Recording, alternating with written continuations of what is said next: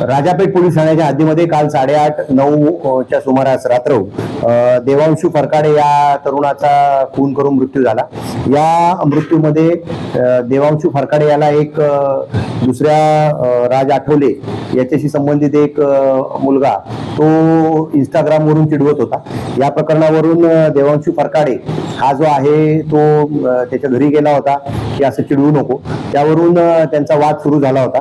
या वादातून राज आठवले वय वर्ष 20, हर्षल जाधव वय 18, ओम खडसे आणि हर्षल पावडे दोघेही 18 वर्ष वय, राहणारे हे मायानगर, आदर्शनगर, हिरा कॉलनी याच परिसरातील आहेत। यांनी आणि यांच्याबरोबर 4 विधी संघर्ष बालकांनी या देवांशू फरकाडेला चाकू आणि दगडाने, लाठ्याकाट्याने, हाताबुक्काने मारून त्याचा खून केलेला आहे। या प्रकरणी 4ही जे आरोपी आहेत यांना राजापेठ पोलीस ठाण्याने अटक केलेली आहे आणि त्यांना 10 तारखेपर्यंत 3 आरोपी त्यांना PCR मिळालेला आहे। एका आरोपीचा PCR मिळणे अजून बाकी आहे।